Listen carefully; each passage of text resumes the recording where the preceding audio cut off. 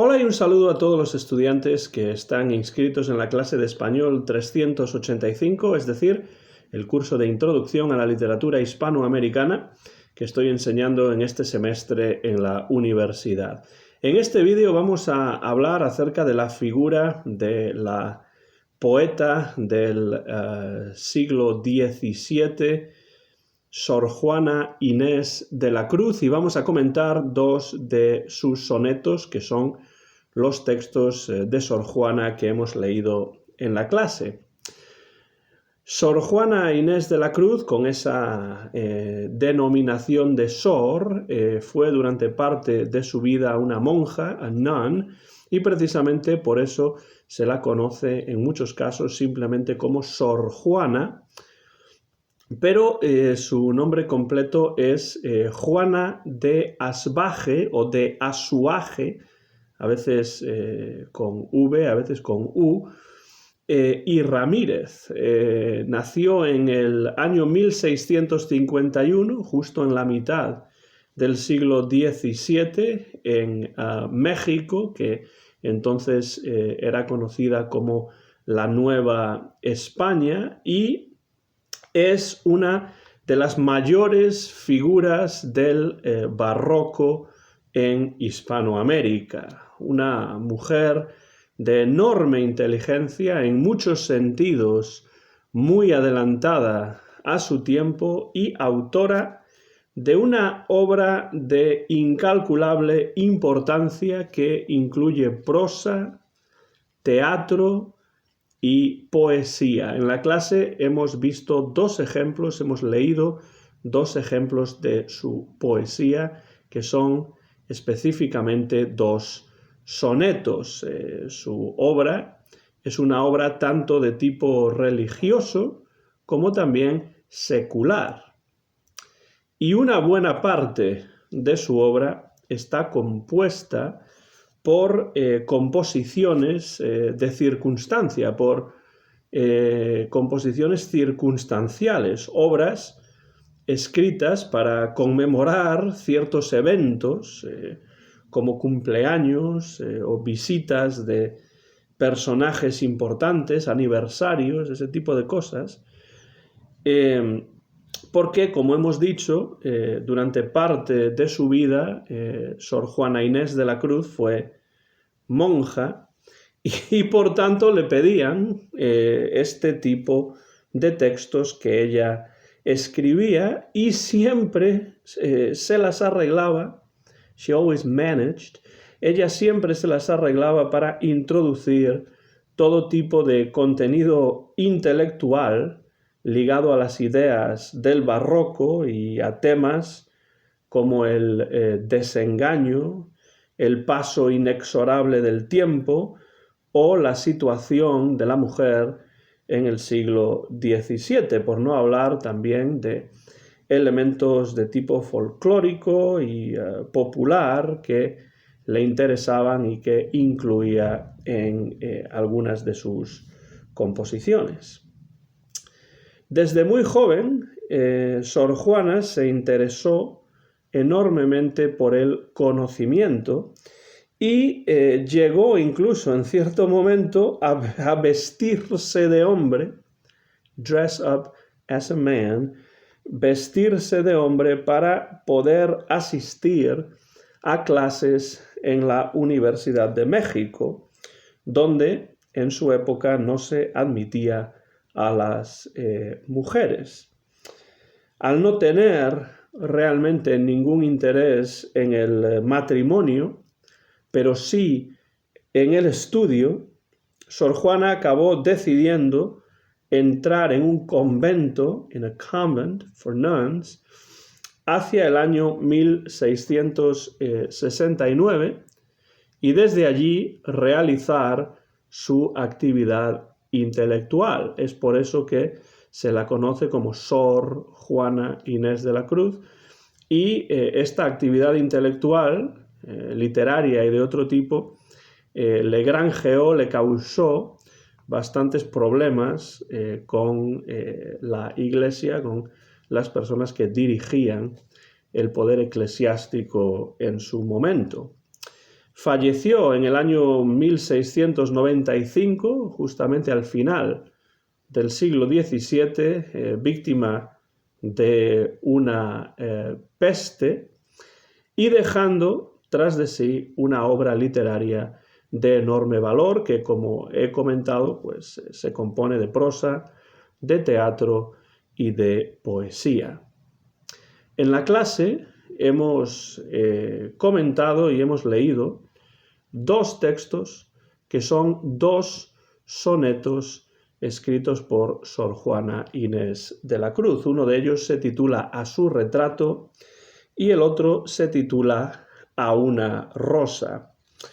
Desde un punto de vista poético, hay que decir que Sor Juana presenta en su obra, presenta en sus versos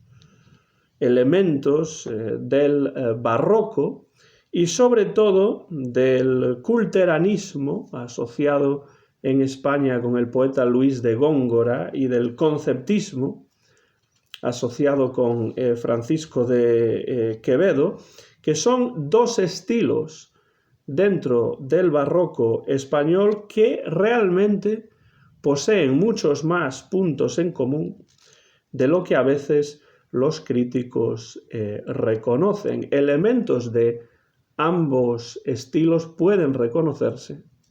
en la poesía barroca de Sor Juana Inés de la Cruz, y algunos de los temas que se reflejan en su poesía son muchos, pero algunos de ellos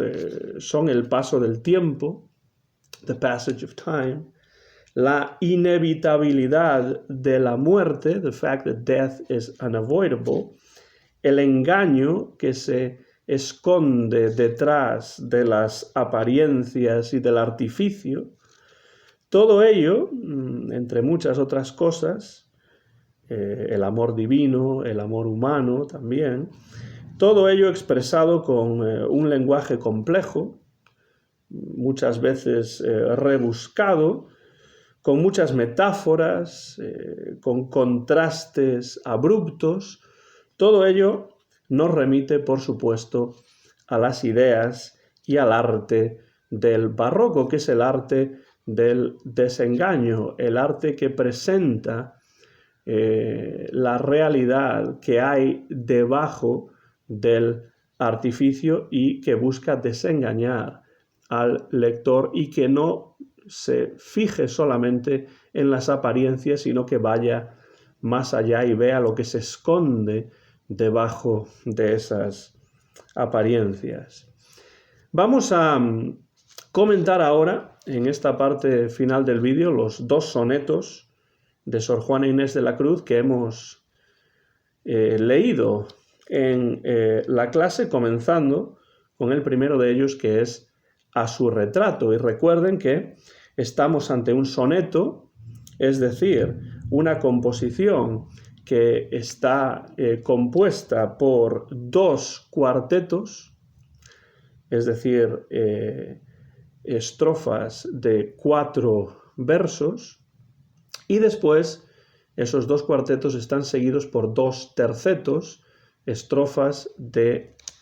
3 versos cada una, en total 14 versos de 11 sílabas, o como se puede decir también, versos endecasílabos, de 11 sílabas. En los dos cuartetos, en el caso de A su retrato, se presenta el retrato de la propia autora, y en los dos tercetos se describe lo que realmente es ese retrato, subrayando en los dos tercetos finales lo que es el tema principal del soneto, es decir, la apariencia en oposición al engaño que se descubre bajo esa apariencia. En los dos primeros cuartetos,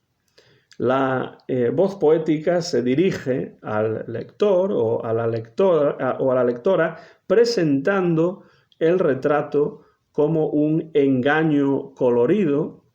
como un engaño del sentido, es decir, el retrato no representa a la persona real,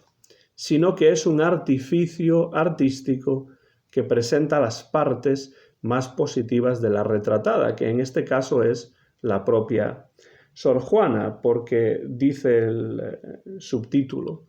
del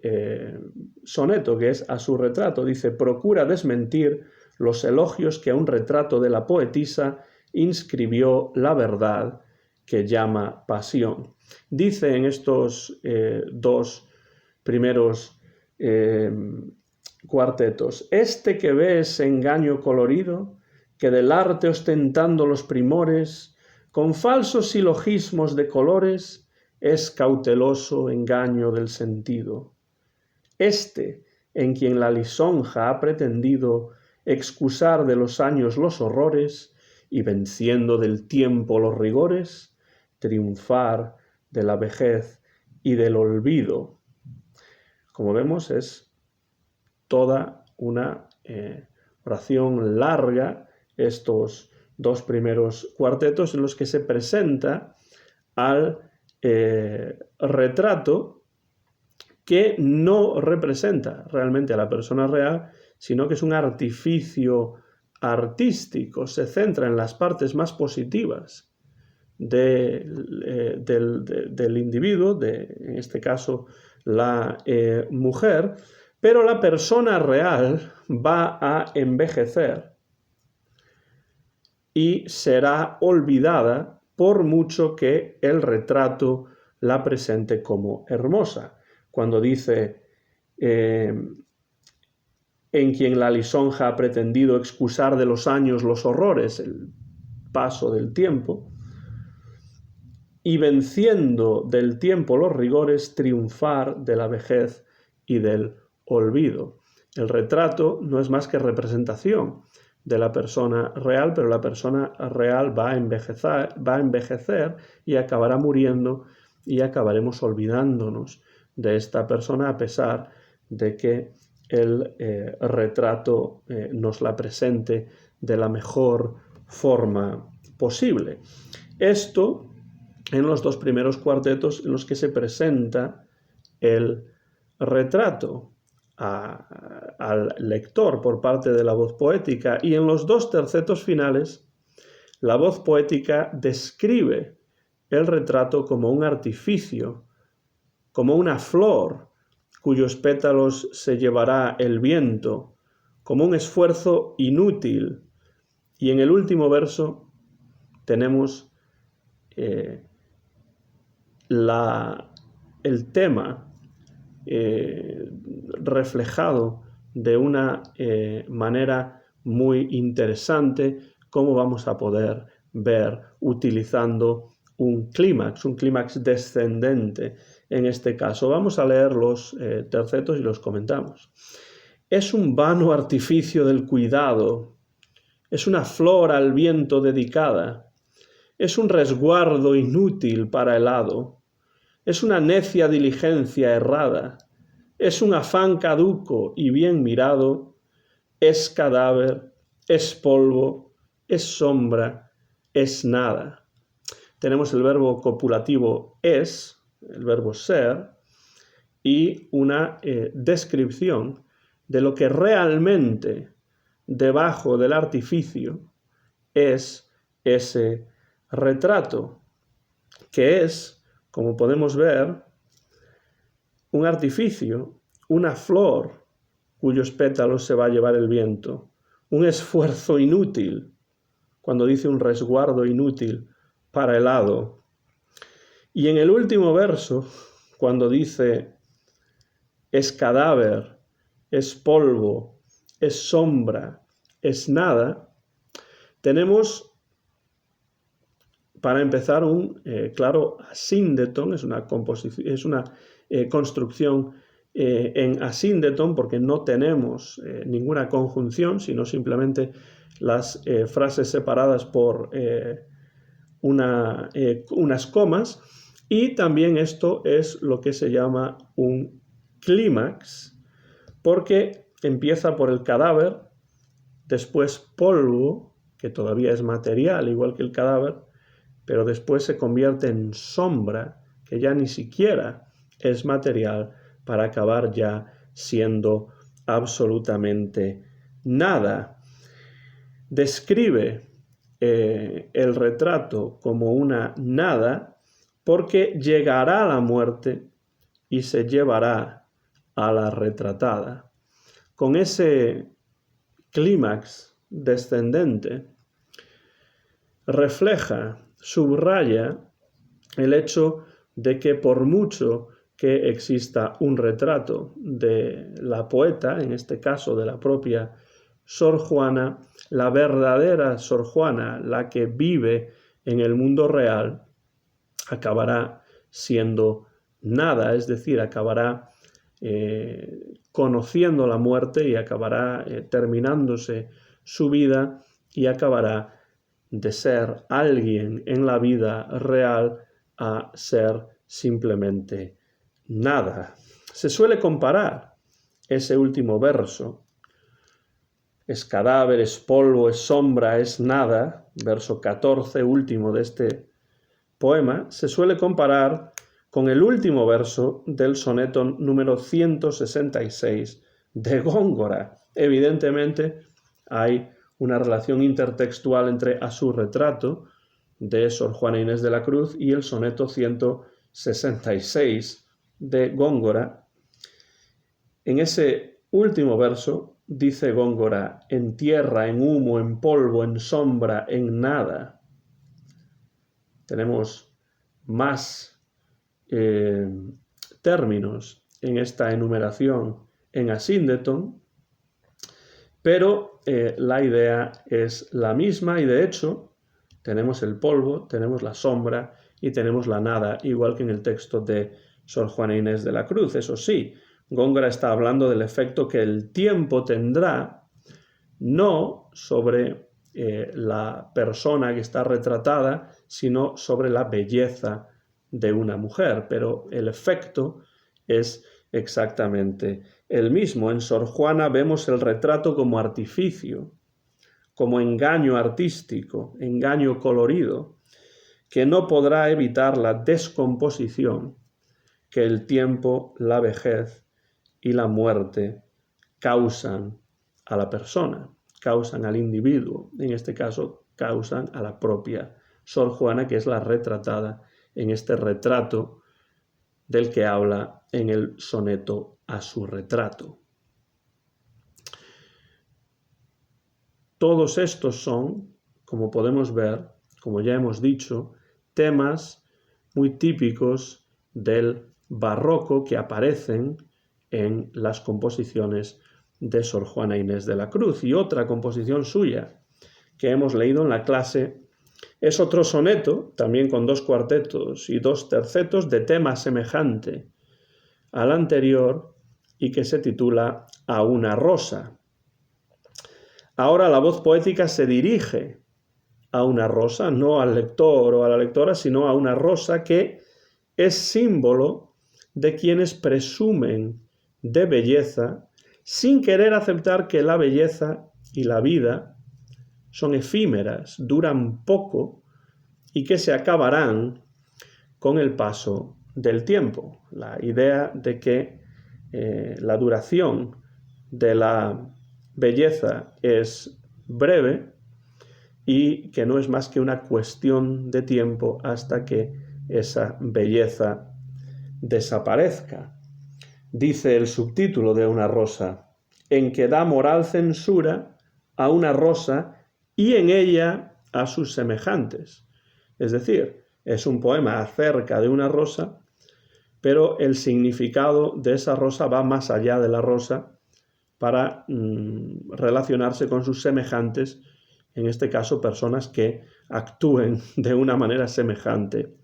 a esta rosa que nos describe en los 14 versos Sor Juana Inés de la Cruz. En todo el poema encontramos un apóstrofe a la rosa. Vamos a leer los 2 primeros cuartetos. Rosa divina que en gentil cultura eres, con tu fragante sutileza, magisterio purpúreo en la belleza, enseñanza nevada a la hermosura, amago de la humana arquitectura, ejemplo de la vana gentileza, en cuyo ser unió naturaleza la cuna alegre y triste sepultura.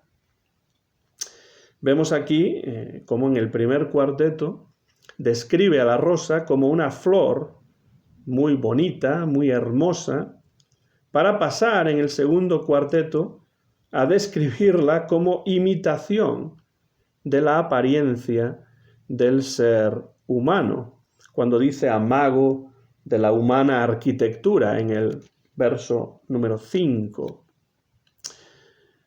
Imitación de la apariencia del ser humano, pero con una vida muy breve.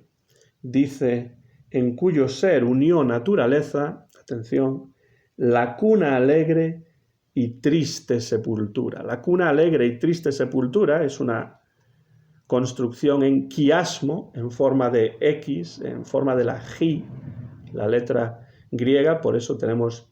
la palabra quiasmo para referirnos a esta figura retórica, porque tenemos la cuna alegre, es decir, un nombre y después un adjetivo, y triste sepultura, y después lo contrario, un adjetivo y después un nombre. Entonces, ahí cuando dice la cuna alegre y triste sepultura, es decir, en cuyo ser unió naturaleza, la cuna alegre y triste sepultura, ahí nos habla de que la vida de la rosa es una rosa muy breve, es una vida muy breve. La rosa apenas acaba de nacer, la cuna alegre, cuando ya está muriendo, y triste sepultura. Es una vida muy breve la de la rosa. En los dos tercetos siguientes que vamos a leer se resuelve esta moral censura de la voz poética y lo hace entre los siguientes signos de exclamación. Dice en estos últimos 6 versos, en los dos tercetos finales, «Cuán altiva en tu pompa presumida, soberbia, el riesgo de morir desdeñas, y luego desmayada y encogida, de tu caduco ser das mustias señas,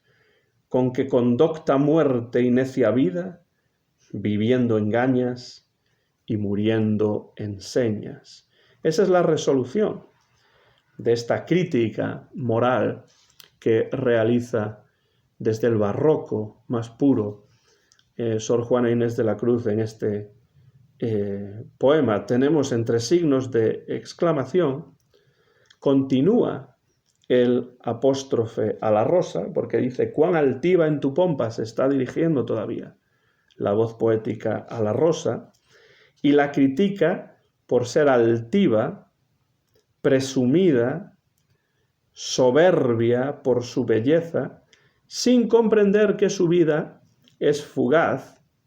life is fleeting, y que pronto la rosa va a marchitarse. The rose will soon wither away and die. Se marchitará muy pronto la rosa y morirá, va a morir, pero ella es altiva, es presumida por su belleza y no comprende que su vida es fugaz.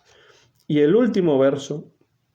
contiene de forma magistral, como hemos visto en la clase, un resumen en tan solo 5 palabras del tema de este soneto. Dirigiéndose a la rosa, la voz poética dice, viviendo engañas y muriendo enseñas. By living you deceive and by dying you teach. Es decir, la belleza de la rosa, como la vida, es transitoria, es un engaño, it's a deception, se termina pronto, es fugaz, it's fleeting. La rosa engaña con su belleza, porque vemos que es muy bella, pero no nos damos cuenta quizá de que su vida es muy breve y su belleza va a ir apagándose con muchísima rapidez. Por tanto, la rosa engaña con su belleza, que es fugaz, y su muerte inevitable y rápida debe ser una lección para las personas, para los individuos que presuman de la belleza. Es decir, enseña con su muerte porque del ejemplo de la rosa debe el lector aprender que no es una buena idea, no conviene comportarse como la rosa, dar tanta importancia, sentirse tan satisfecho o ser presumido debido a la belleza, porque la belleza es fugaz de la misma manera que